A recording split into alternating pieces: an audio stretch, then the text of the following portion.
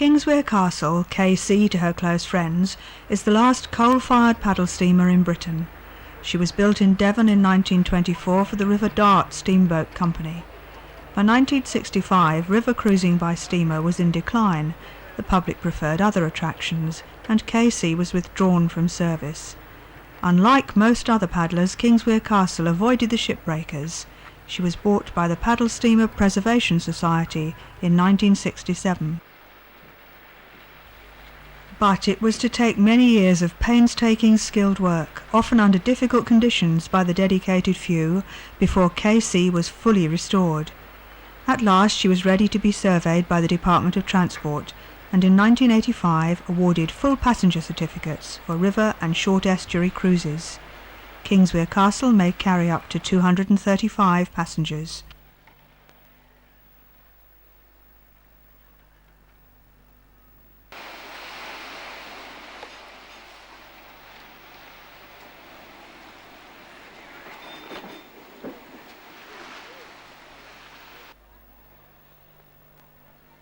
KC mostly does short cruises on the River Medway in Kent from Chatham Historic Dockyard, but today she's loading at Strood Pier for the annual run to London.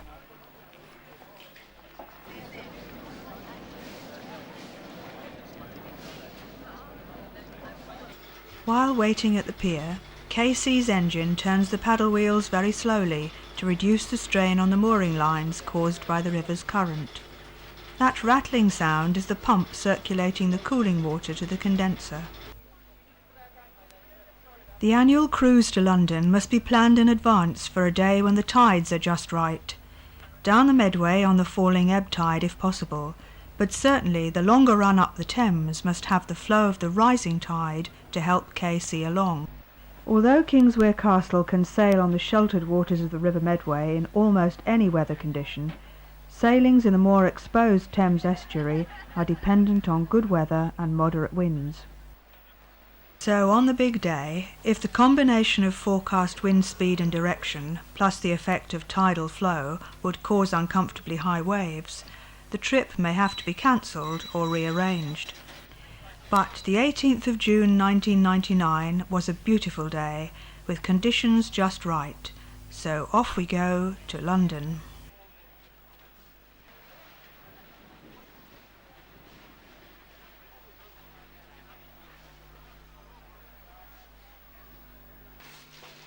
The traditional illustration of the ship's name on the paddle box.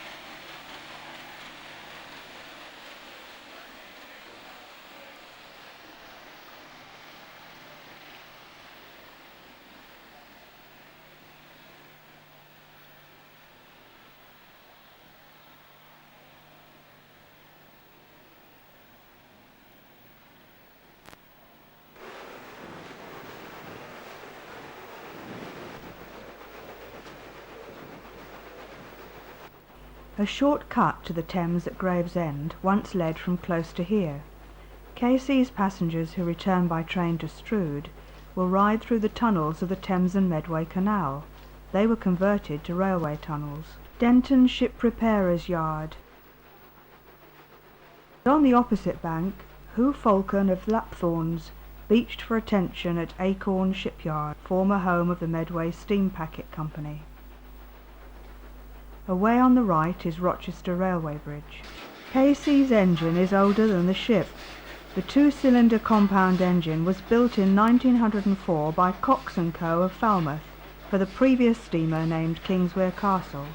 It was transferred to this ship when she was built in 1924. A sand and gravel dredger of South Coast Shipping at Corrie's Wharf, which formerly handled coal but now unloads aggregate for ready-mixed concrete. Looking across to the backs of the buildings in Rochester High Street. On the skyline, the Tower of St Mary's, the former parish church, which is now a museum of the history of the River Medway. We are now heading down Chatham Reach. Along the right bank, the former Royal Naval Dockyard, off which is moored the prototype Waveney-class fast lifeboat. She belongs to the Lifeboat Museum, one of the many attractions of Chatham Historic Dockyard, now open to the public. Astern now is Thunderbolt Pier, KC's home mooring. Paddle tug John H. Amos has been awaiting restoration for over 20 years. Clyde built in 1931 for the River Thames, she has 2 compound engines, each driving 1 paddle wheel for the greatest manoeuvrability. Her companion is an ex-naval tug, also awaiting restoration funds. Redevelopment is in progress here as we pass over the new Medway Road tunnel. 16th century Upnor Castle is in the care of the local authority and is open to visitors. Lower Upnor, home to Medway Yacht Club.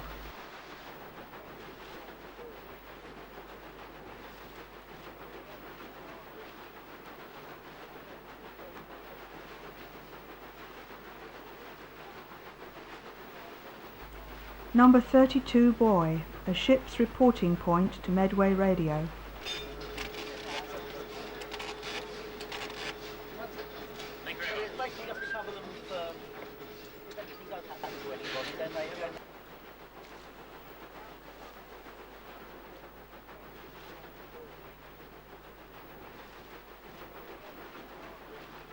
Hoo Marina has a lightship formerly stationed at the Nore, where later we shall turn the corner from the Medway to the Thames. Known as the Bull Nose, the entrance to Chatham Docks, once part of the naval dockyard but now a commercial port. The tide's too low for us to see the boats in the marina. Construction is underway to the right of the marina's entrance lock of a new leisure centre. Long before the marina was built, there was river access to the gasworks.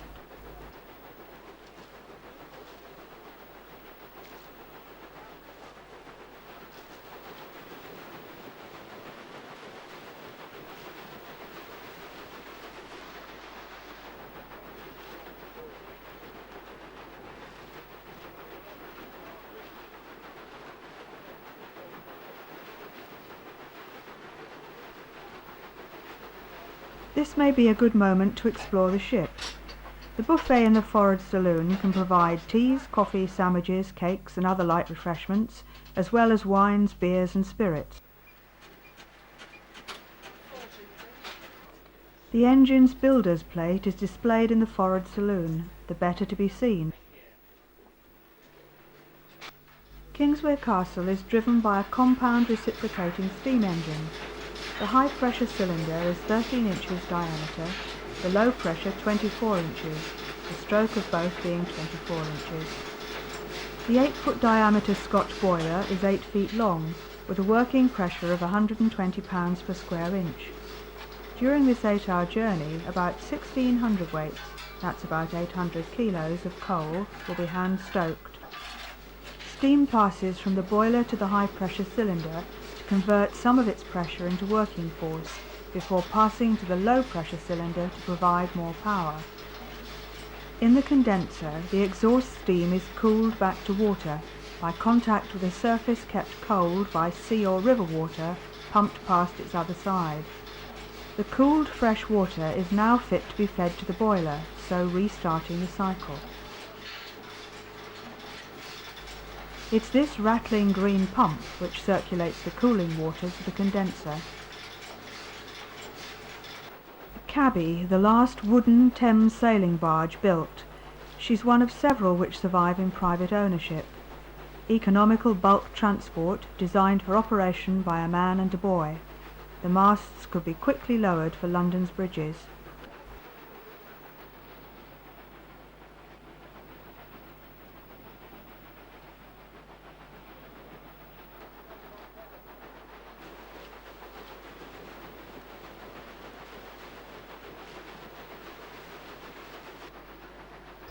the modern King's North Power Station, located conveniently close to deep water for ships bringing the oil or coal on which it runs. One of Powergen's own colliers is being unloaded.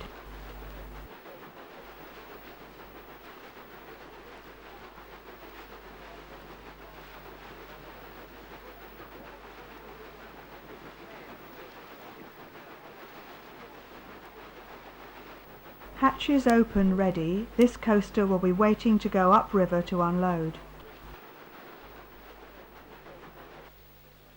The tip of the finger of land between the River Medway and the Thames is called the Isle of Grain. Kent Oil Refinery was built there by BP in the early 1950s. Thames Port Container Terminal, which this is, although it's beside the Medway, now uses the deep water berths provided for the big tankers delivering the crude oil.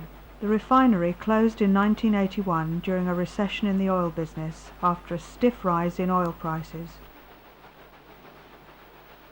Despite all the industrial developments based on access to economical transport by water, there are still large areas of wetland left free for birdlife. This is Chetney Marshes.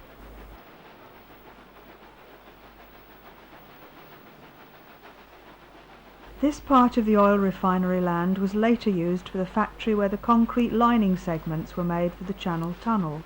Granite aggregate for the high-grade concrete came here by sea from western Scotland.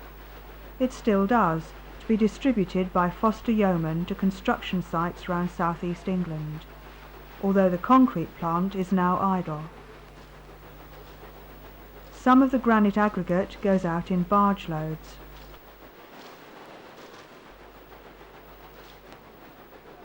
The inflatable is marked Defence Police. Today the occupants must be enjoying rather more pleasant conditions than often experienced in this bleak estuary. Ahead of us now, the port of Sheerness. Opposite Sheerness, Grain Power Station, no longer close to the refinery which formerly provided its fuel. This tug and its barges of aggregate from Foster Yeoman's will follow us as far as Gravesend.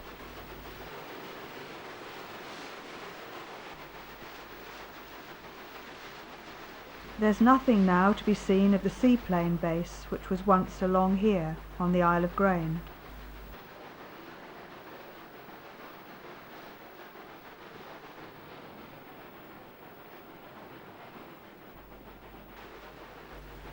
Beyond the buoy lies Grain Tower, an old fortification protecting the Medway estuary with its former naval installations, such as here at Sheerness. Like Chatham docks, it's become a commercial port. Off to our right, Queenborough and the entrance to the West Swale. But slightly ahead, at Sheerness quayside, are a ship with containers, a refrigerator ship, and one for carrying trade cars.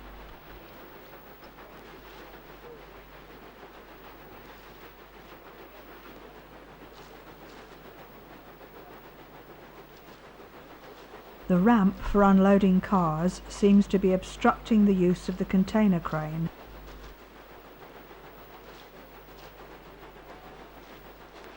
Garrison Point, northwest corner of the Isle of Sheppey. Another defensive fort from Napoleonic times. The fort now houses Medway Radio and the pilot station.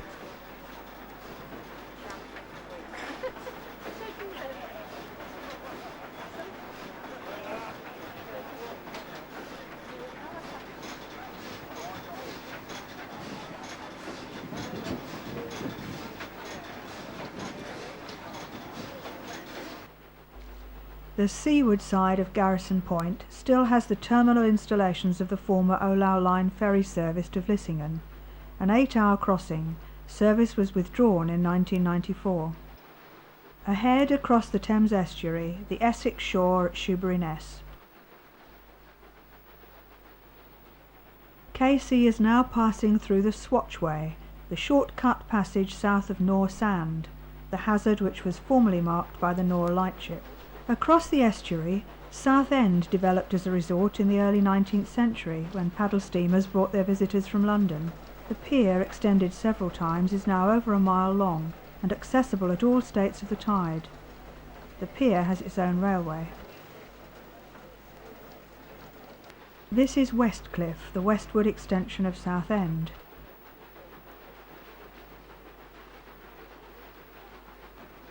On the south side of Sea Reach is Allhallows-on-Sea, which the Southern Railway tried to develop as a resort to rival Southend. It didn't happen. The large caravan site is testimony to what might have been.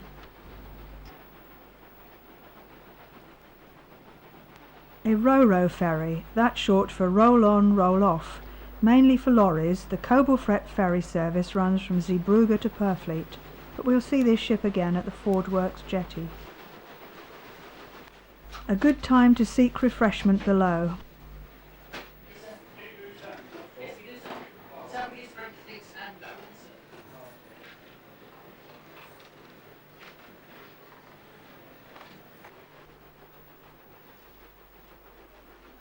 KC also serves something stronger.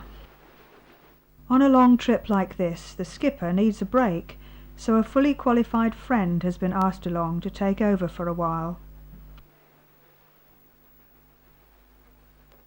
No apologies for this very useful additional aid to navigation, not available when KC was built.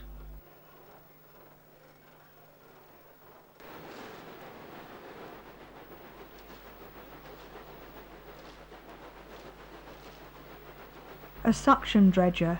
These specialised vessels go to the outer reaches of the Thames estuary and into the North Sea to suck up sand and gravel to bring back for the construction industry.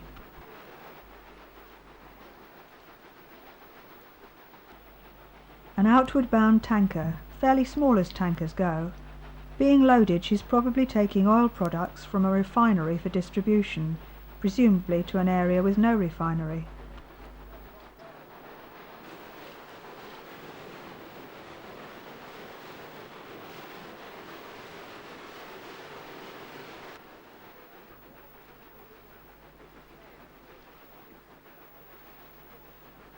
Coming up astern, the German frigate Niedersachsen, Lower Saxony, on a visit to London.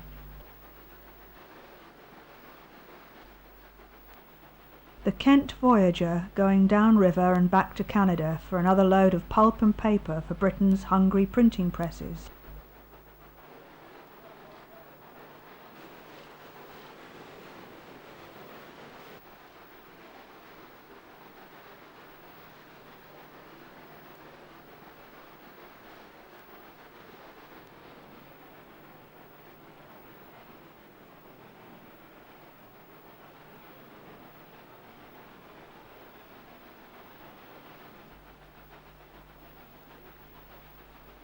The German frigate was probably visiting the big defence exhibition being held in London's Docklands at the time.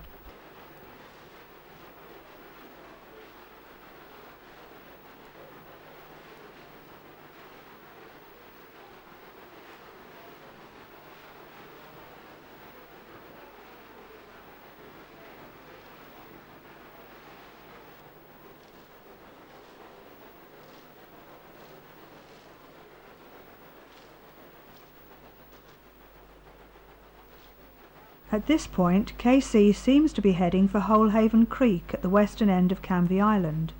In fact, we're taking the opportunity to cross the deep dredge channel between the larger ships to our correct side of the river.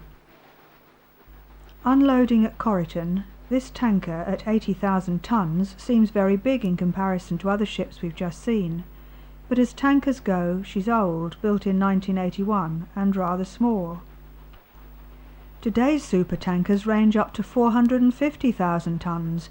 Of course that size would be much too large for the Thames, so Lucky Lady will be the largest ship we'll see today.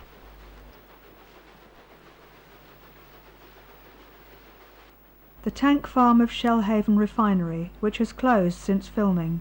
There are extensive plans for redevelopment.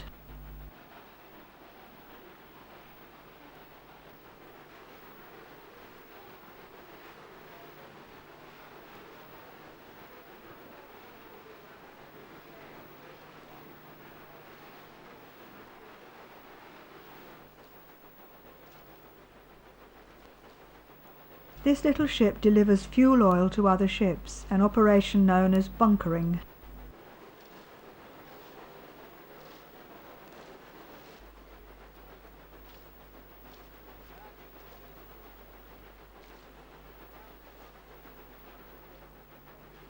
Mucking Flats, one of the main landfill sites to which much of London's refuse is brought in containers by water.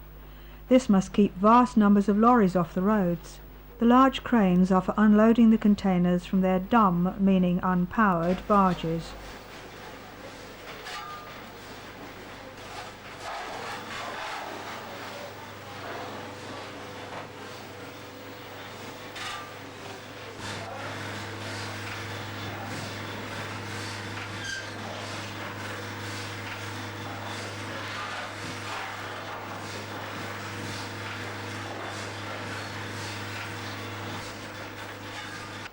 As Casey rounds the Ovens Buoy off Coalhouse Point, the view ahead opens into Gravesend Reach, with Tilbury Power Station to starboard.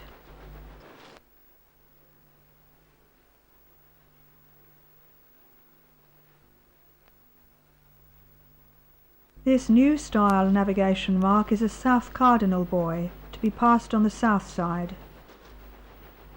A Ro-Ro ferry of the German firm E.H. Harms. She brings new cars from Hamburg and is probably returning with unaccompanied lorry trailers.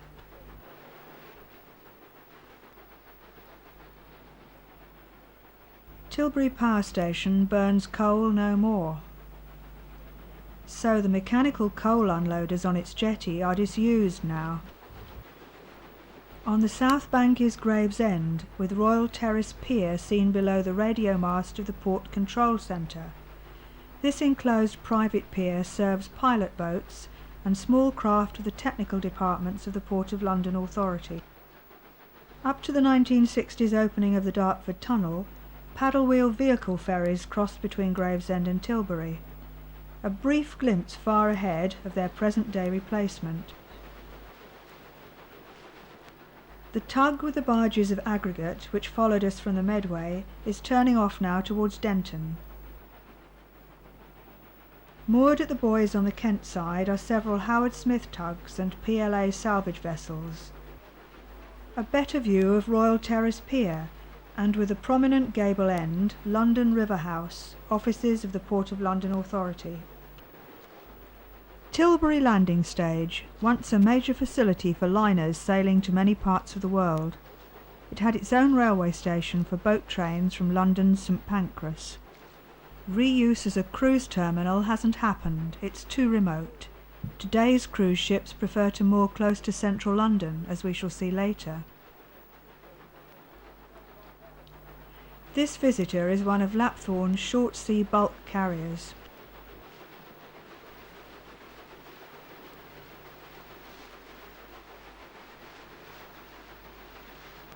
Another outbound Ro-Ro ferry, behind her the twin tall chimneys of Northfleet Cement Works. She's Maersk Anglia, temporarily on charter to Coblefret with a load of unaccompanied trailers from the Purfleet terminal we'll see later to Zeebrugge in Belgium.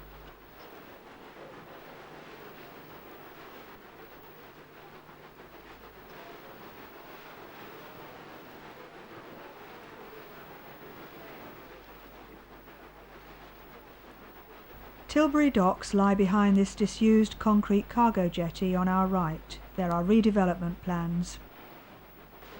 Now on our right, the entrance to Tilbury docks. Beyond is Northfleet Hope Container Terminal.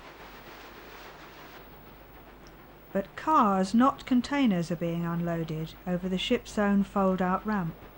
Plans are to transfer this frequent activity to a new site near the old cargo jetty.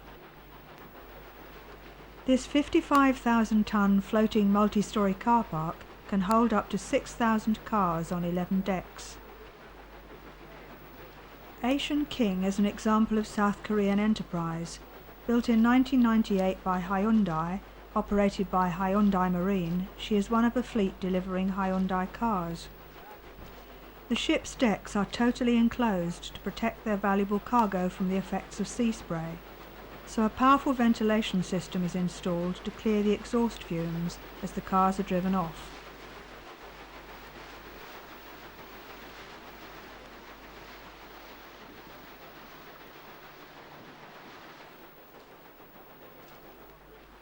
Tilbury also has a specialised grain terminal with large silos and its own jetty. Our first sighting of the QE2, I mean of course the Queen Elizabeth II Bridge, by which London's orbital motorway crosses the Thames. Thurrock Yacht Club at Grays.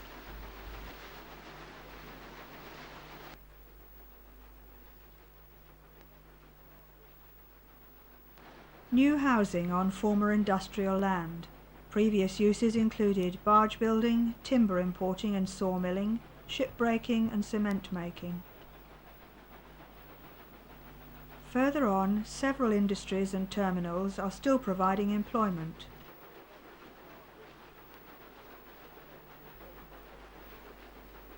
Looking back at Tilbury Docks as we round Broadness, passing from Northfleet Hope to St Clement Reach. This is the jetty of the former West Thurrock Power Station, now demolished.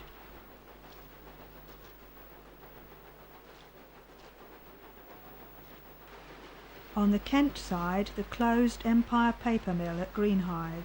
It's since been demolished for redevelopment. Turning into Long Reach, we get our first good view of the big bridge.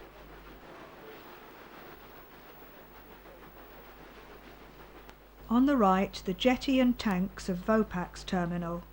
This facility handles aviation and vehicle fuels, liquid chemicals, vegetable oils and fertilisers. Atlantic Wind, a 13,800-ton German-owned chemical tanker, sails under the Cypriot flag.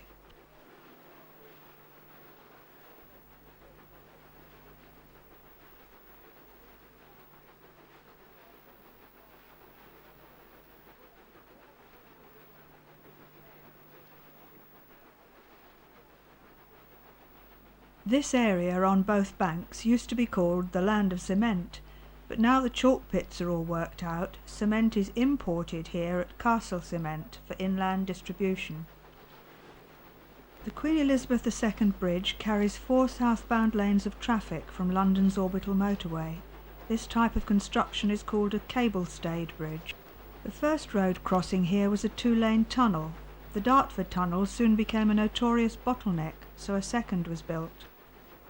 The tunnel ventilation shaft tops of 2 different designs can be seen to the left of the bridge approach viaduct. Tolls are paid by traffic in both directions at the south end of the crossing, which is legally not itself a motorway.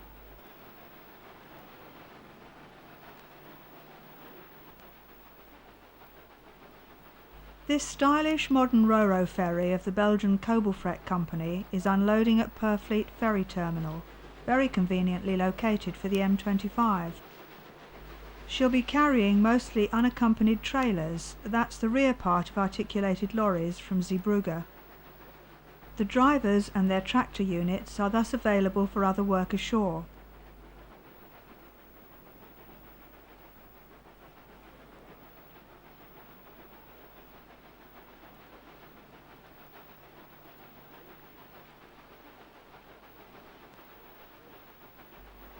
Vans and trade cars are also carried.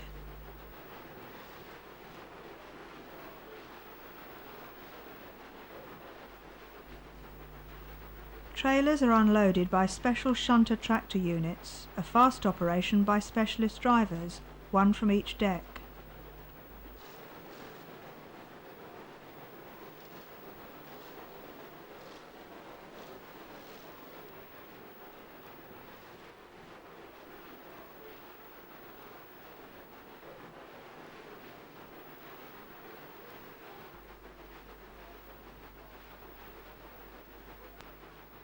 These shiny tanks are for inert industrial gases, mainly carbon dioxide, so it was okay to build new apartments close by at Harrison's Wharf, which had previously handled bitumen. Passing Purfleet village now, we look past the Royal Hotel to the site of Purfleet Barracks from Napoleonic days. Among the trees, the new community centre. The mouth of Mar Dyke, it drains nearby marshes. On the south bank, the mouth of the River Darrant, with a flood barrier to protect Dartford Creek from a tidal surge.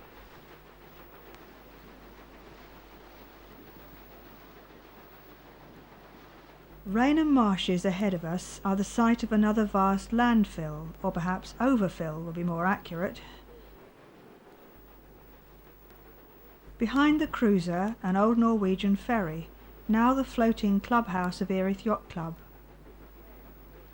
In the distance, the disused Littlebrook Power Station. The outbound coaster is Arklow Sand. She's over 2,300 tonnes and was built in 1998.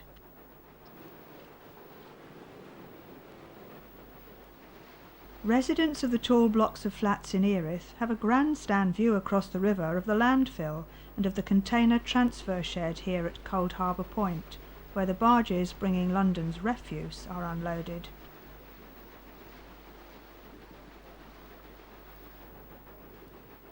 Silt, which has been dredged from the riverbed to maintain navigable depth, is pumped ashore onto Rainham Marshes by this rig.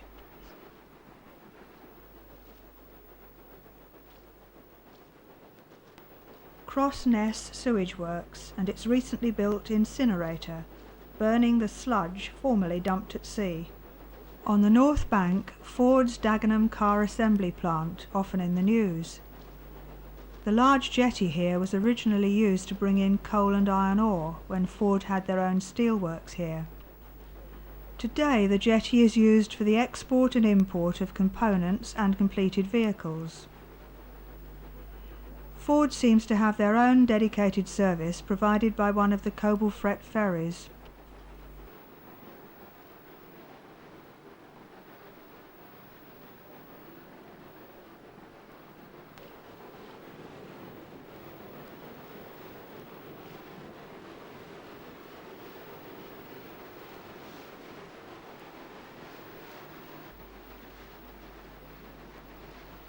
Ford even have their own ferry service for staff living south of the river.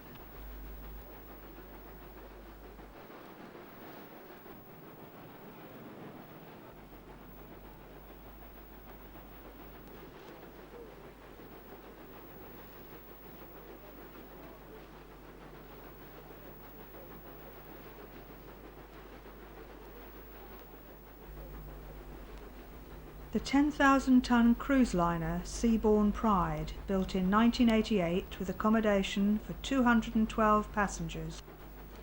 She's owned by the Carnival Corporation. When they bought Cunard, this ship was transferred to their new subsidiary. Before visiting London, she's been cruising round Britain and Ireland and is now outbound to Oslo.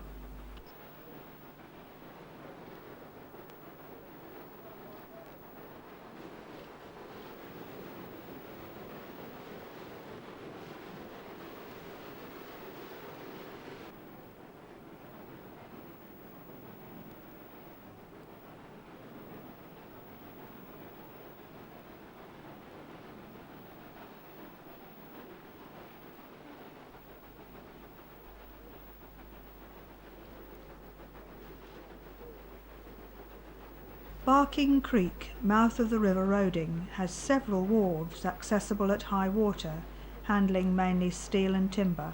It has its own flood barrier. This barge is probably waiting to return to Holland after delivering a special load to a riverside construction project. A low air-draft ship, the masts will lower. It is designed to go well up continental waterways like the Rhine into Europe's industrial heartlands. We're now passing Margaret Ness with a view into Galleon's Reach. The remains of the coal jetties of Beckton, which was the world's largest gasworks. Some gas holders remain in use for North Sea gas. The entrance to the Royal Albert Dock, with our first glimpse of Canary Wharf Tower beyond. The manoeuvring basin just beyond the entrance lock has now become Galleon's Point Marina.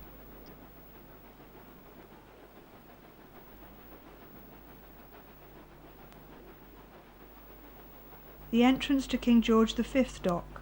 The peninsula between this dock and the Royal Albert Dock was cleared to make the runway for London City Airport. On the south bank, the site of Woolwich Arsenal, vital in supplying our armed forces in past wars. Nowadays it's an industrial estate.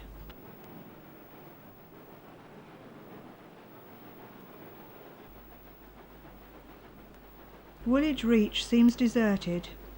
40 years earlier, London's river and its docks hereabout were still busy with ships from almost the whole world.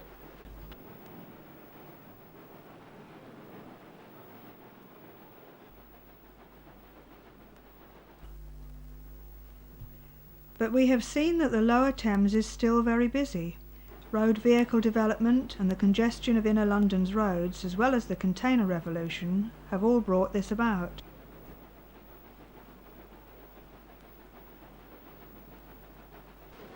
Woolwich town centre on the south bank, and one of the 3 double-ended Woolwich ferries. This free ferry links north and south circular roads, so has financial support from national government. 500 horsepower diesel engines drive Voigt-Schneider cycloidal propellers, controlled directly from the bridge, giving a variable thrust in any required direction. These diesel ferries replaced in 1963 4 paddle wheel ferries, 2 of which dated from 1922, 2 from 1930.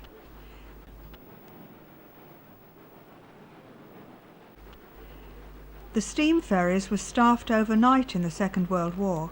They often carried emergency vehicles to deal with the results of enemy air raids on the Royal Docks. Separate engines for each paddle wheel made them highly manoeuvrable. In summer, the free ferry made a great day out for poor families, enjoying the busy river scene with a picnic on deck and staying aboard for several crossings.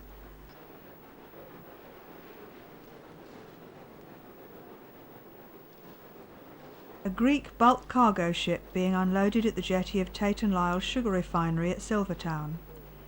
They claim it's the world's largest cane sugar refinery, capable of processing 1 million tonnes of raw cane a year. The cane's imported from Mauritius, Fiji, the Caribbean and various lands of Africa and Central and South America.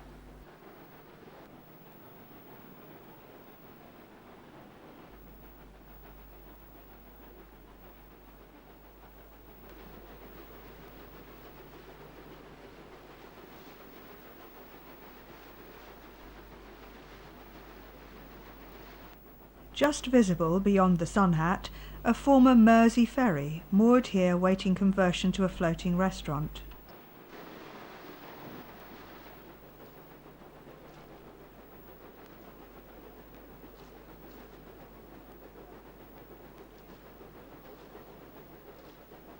We are now about to pass through the flood barrier. It consists of a series of semi-cylindrical steel gates, which normally lie on the river bed. They are hung between these huge wheels on the sides of the piers. Strong easterly winds combined with high spring tides can cause a surge up the estuary and into the river. When this is expected, the barrier can be closed to protect central London from flooding by very slowly revolving the wheels. They are driven by huge hydraulic rams. Commissioned in October 1982, the barrier had taken 8 years to build. The main openings are 200 feet wide, the same as Tower Bridge. Looking astern, we see the barrier's control tower. To the left of it is the radio mast of Port Control Woolwich, which supervises river traffic between Crayford Ness near Dagenham and the tidal limit at Teddington.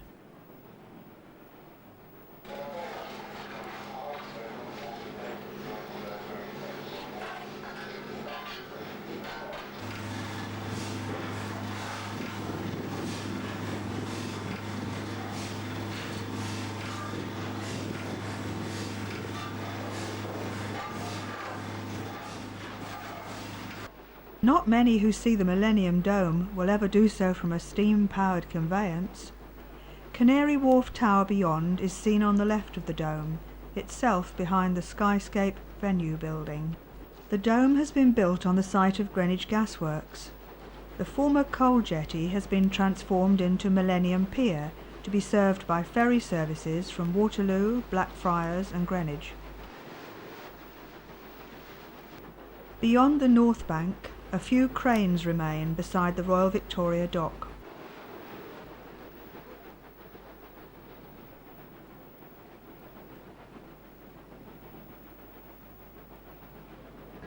A short take-off British Aerospace 146 climbs out from London City Airport.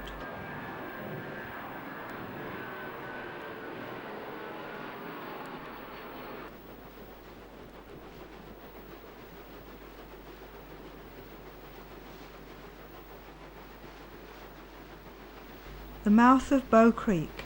In a suitably sized craft, you could navigate up the River Lee as far as Hertford or to Bishop Stortford.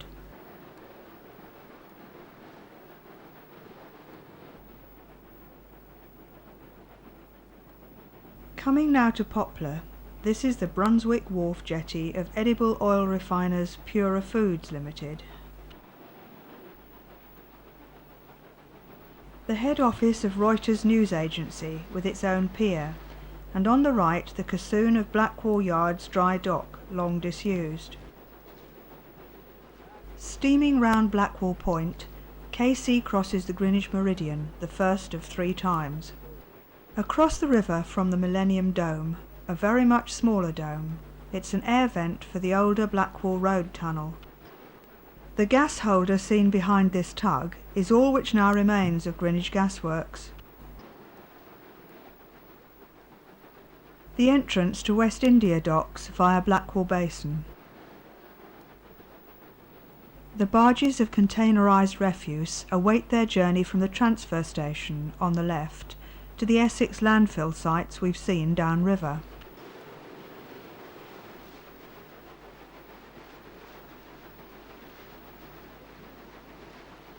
Behind the yacht is the second entrance to West India Docks through a modern lift bridge reminiscent of Dutch waterways.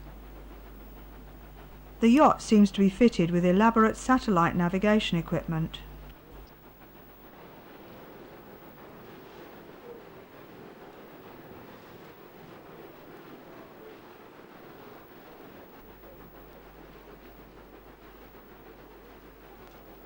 Ahead up Blackwall Reach is Greenwich Power Station. On the skyline to the right of it you may just make out the Royal Observatory. This last view of the dome shows its opening round a ventilation shaft of the newer Blackwall Road tunnel. Originally steam-powered to generate current for London's trams, Greenwich Power Station is now dual-fired by either oil or gas to supply the tube railways. A floating dry dock for the repair and refit of small cargo vessels and Thames passenger boats. Built before the advent of planning controls, the power station overshadows the Earl of Northampton's almshouse, the Royal Observatory on the skyline, 0 point of the world's system of longitude. The classic buildings of the Royal Naval College, having an external refit prior to the millennium. Out of sight beyond these is the National Maritime Museum. Behind the trees was the Royal Naval Hospital. Looking between the wings of the college, we see the Queen's House and the observatory up on the hill in Greenwich Park.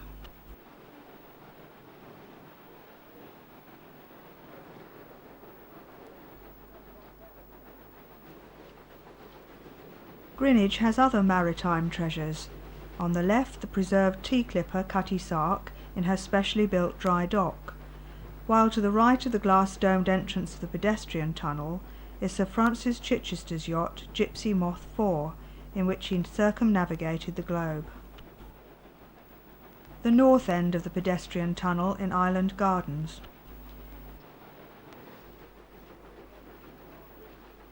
Just visible beyond KC's whistle, a passenger boat at Greenwich Pier. Regular services operate between here and the central London piers.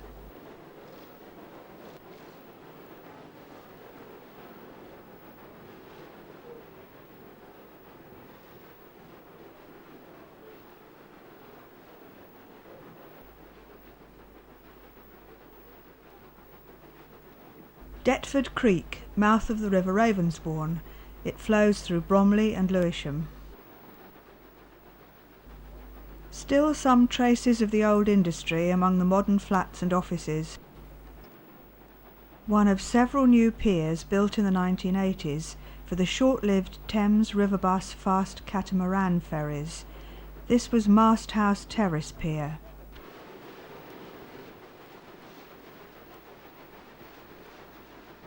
As we steam up Limehouse Reach, a few cranes can still be seen in Millwall docks.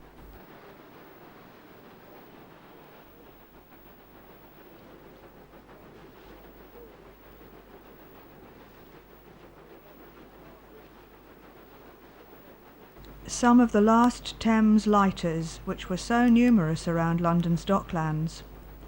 They're now used to hold floating debris after it's lifted from the water. The blue canopy was to protect steel cargo from rain during unloading from low air draft ships delivering it from inland continental ports. The name lighter is very old. Before the river was dredged, ships had to be lightened well downriver by partial unloading, so they could reach docks and wharves higher upriver.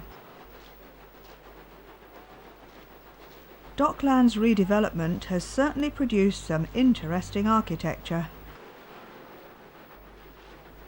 These are the remains of the old West India Dock Pier. The prominent white slope on the near end of this residential building is the covering of the emergency stairs, which actually lead down to a swimming pool. On the waterline below our best view of Britain's tallest building is the sealed west entrance to the south dock of the West India Group. By this point, KINGSWEAR Castle has been right round all three sides of the peninsula known as the Isle of Dogs.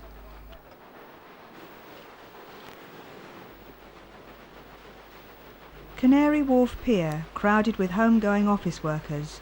A White Horse fast ferry is just leaving. Will the pier and its ferry service still be as popular with commuters after the Jubilee Line tube extension opens?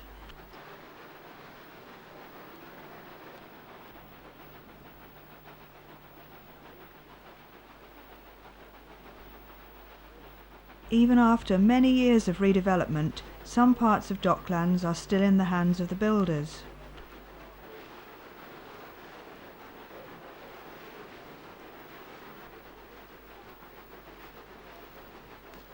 Limehouse seems to have changed considerably since the days when it had a very unsavoury reputation.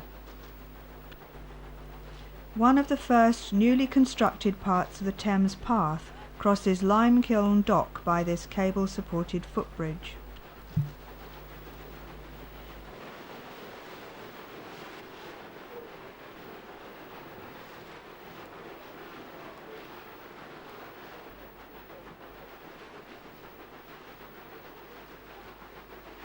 The entrance to Limehouse Basin, nowadays housing a marina. It's also known as Regent's Canal Dock. In the past, many cargoes were transshipped there to canal narrowboats.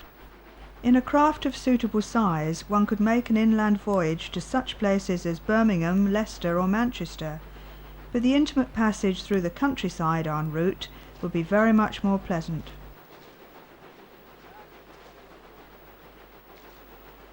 From Greenwich to central London, the river was once lined with traditional warehouses. The few survivors have been converted to apartments.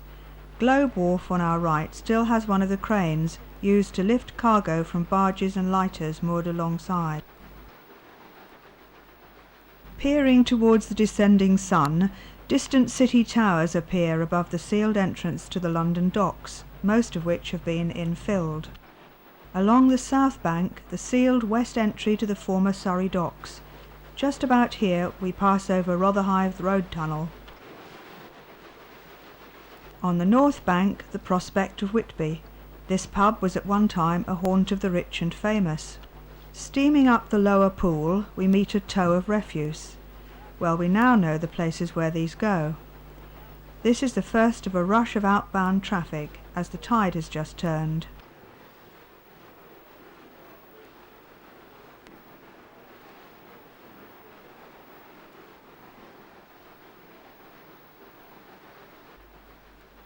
Bert Pryor is returning to the River Colne in Essex for another load of sand for the construction industry.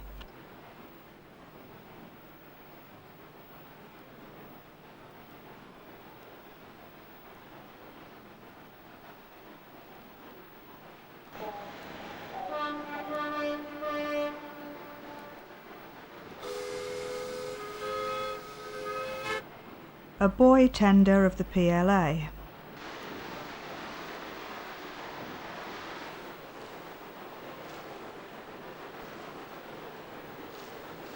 Yes, more refuse. I wonder how many lorry loads these two barge tows are keeping off the roads.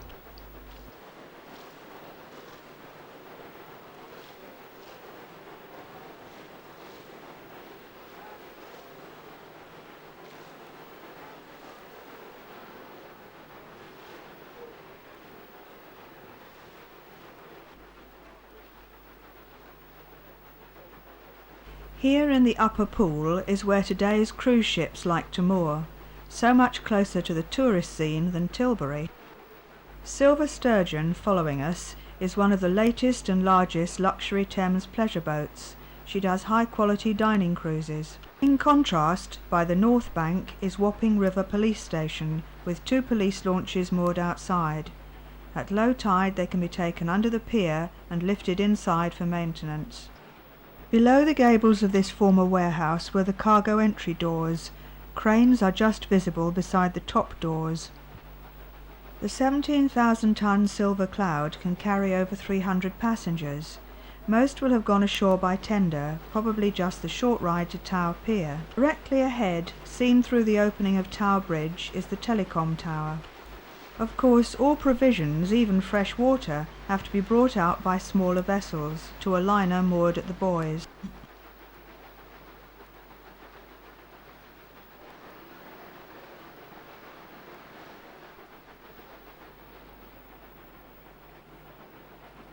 A floating filling station with its own bunkering vessel to supply other ships, including the sightseeing excursion boats.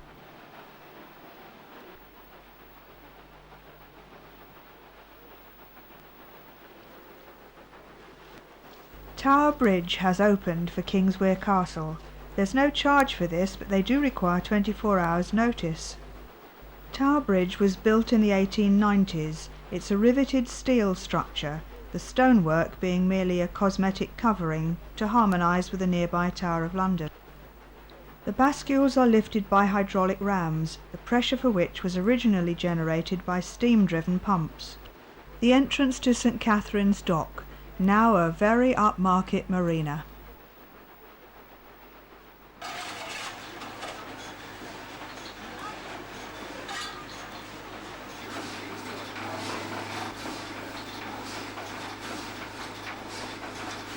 Unlike Tower Bridge, KINGSWEAR Castle is still steam-powered. Her 95-year-old engine has run continuously for over 8 hours today.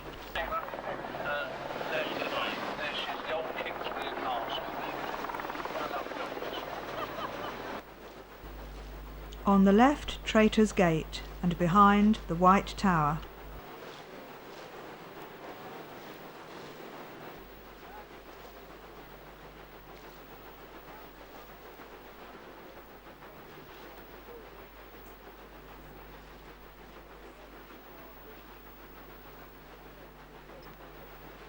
The old Tower Pier, just before it was replaced. The stone tower of the former HQ of the Port of London Authority.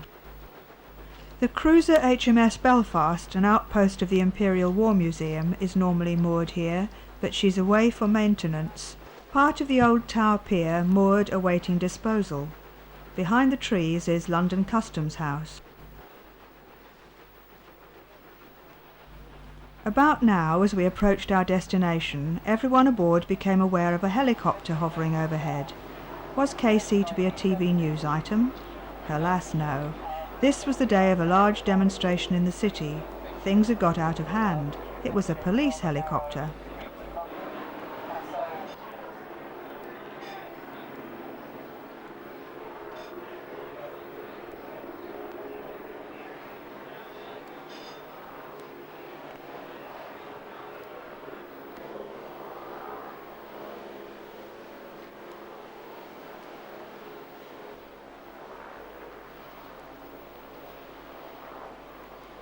Our view of the restored Billingsgate Fish Market is being obscured by Silver Sturgeon continuing upriver.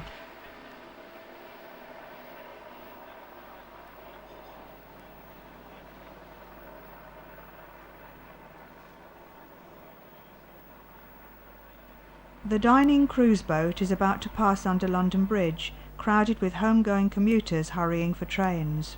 The towers beyond are those of another railway station, Cannon Street.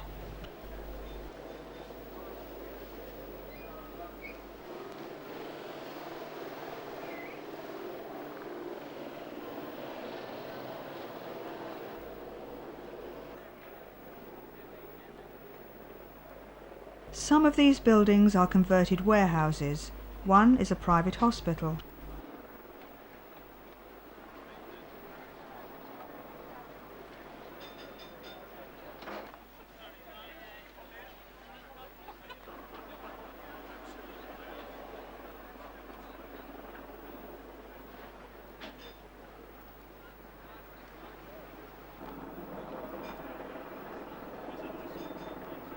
The skipper has to crouch down to see below the awning.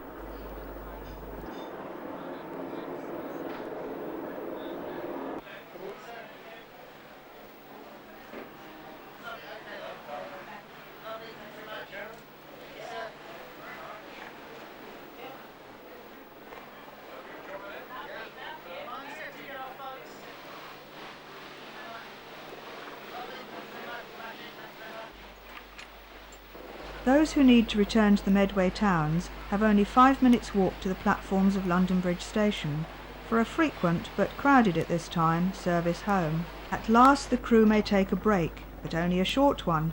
KC sails at 7 for a cruise to the Thames Barrier. This 8-hour non-stop voyage has been a remarkable tribute to KC's design and to the faithful supporters in the Paddle Steamer Preservation Society, who have lovingly restored and maintained her during the 34 years since she was withdrawn as worn out and uneconomic. KINGSWEAR Castle is now officially recognised as one of the core collection of ships of national significance. Join us for a sail, and with your support KC will continue giving pleasure long into the 21st century.